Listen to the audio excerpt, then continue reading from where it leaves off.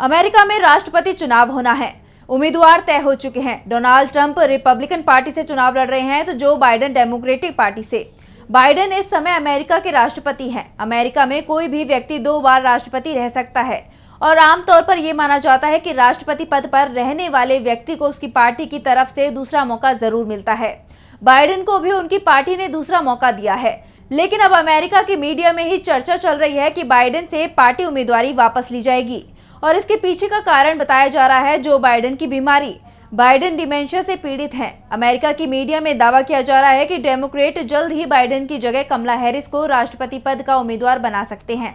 दावा तो यहां तक किया जा रहा है कि चुनावों तक कमला हैरिस अमेरिका की कार्यवाहक राष्ट्रपति के तौर पर काम कर सकती हैं, यानी बाइडेन से कमान लेकर पूरी तरह से कमला हैरिस को सौंपी जा सकती है। सबसे पहले तो हम बात करते हैं बाइडेन की बीमारी को लेकर। आखिर बाइडेन को हुई डिमेंशिया बीमारी है क्या?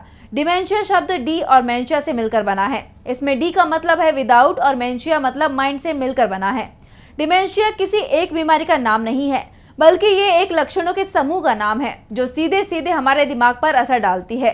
डिमेंशिया के अनेक गंभीर और चिंताजनक लक्षण होते हैं। इसका पीड़ित व्यक्ति पर व्यापक असर होता है। याददाश्त कमजोर हो जाती है, सोचने में कठिनाई होती है, छोटी छोटी समस्याएं भी सुलझाने में व्यक्ति नाकाम होने लगता है।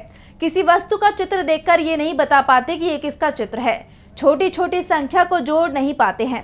ऐसे में सवाल उठ रहे हैं कि अगर बाइडेन डिमेंशिया से पीड़ित हैं तो फिर वो चुनाव प्रचार में ट्रंप का मुकाबला कैसे कर पाएंगे और अमेरिकी फिर बाइडेन को क्यों चुनेगा, क्योंकि ऐसा शासन राष्ट्र के लिए ही नुकसानदायक हो सकता है।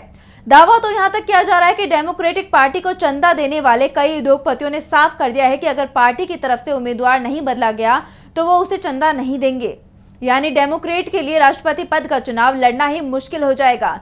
तो दूसरी तरफ बाइडेन भी अड़े हुए हैं। उन्होंने साफ कह दिया है कि जब तक भगवान खुद नीचे आकर मुझसे उम्मीदवारी छोड़ने को नहीं कहते, मैं पीछे नहीं हटूंगा। पार्टी में ट्रंप को हराने वाला मुझसे बेहतर दूसरा उम्मीदवार नहीं है। ऐसे में साफ है डेमोक्रेटिक पार्टी को जो भी फैसला लेना है वो जल्द ही लेना होगा।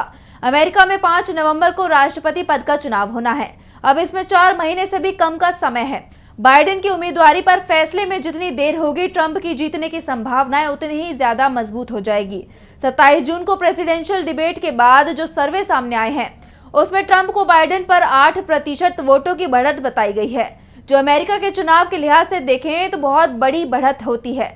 ऐसे में डेमोक्रेट के अंदर ये आवाज तेज हो गई है कि बाइडेन की जगह उपराष्ट्रपति कमला हैरिस को उम्मीदवार बनाया जाए। अगर कमला हैरिस को डेमोक्रेटिक पार्टी राष्ट्रपति चुनाव में उम्मीदवार बनाती है तो वो पार्टी को मिले 1770 करोड़ रुपए के चंदे का इस्तेमाल अपने चुनाव प्रचार में कर सकती है। लेकिन एक सवाल ये भी उठ रहा है कि क्या कमला हैरिस चुनाव जीत पाएंगी, क्योंकि अमेरिका के इतिहास में आज तक किसी भी महिला ने राष्ट्रपति का चुनाव नहीं जीता है।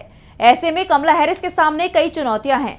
ऐसे में डेमोक्रेट जितना जल्दी राष्ट्रपति उम्मीदवार पर फैसला लेते हैं उतना उनके लिए बेहतर रहेगा, नहीं तो डोनाल्ड ट्रंप के लिए रास्ता आसान हो सकता है। वैसे ट्रंप भी मुश्किल में है। हश मनी केस में उनके खिलाफ 11 जुलाई को कोर्ट का फैसला आने वाला है और दावा किया जा रहा है कि अगर ट्रंप को जेल की सजा नहीं मिली तो फिर बाइडेन पर चुनाव मैदान से हटने का दबाव और बढ़ जाएगा। अगर वो खुद फैसला नहीं करते हैं तो पार्टी उनका फैसला कर देगी, यानी कमला हैरिस के उम्मीदवार बनने की संभावनाएं बढ़ गई हैं।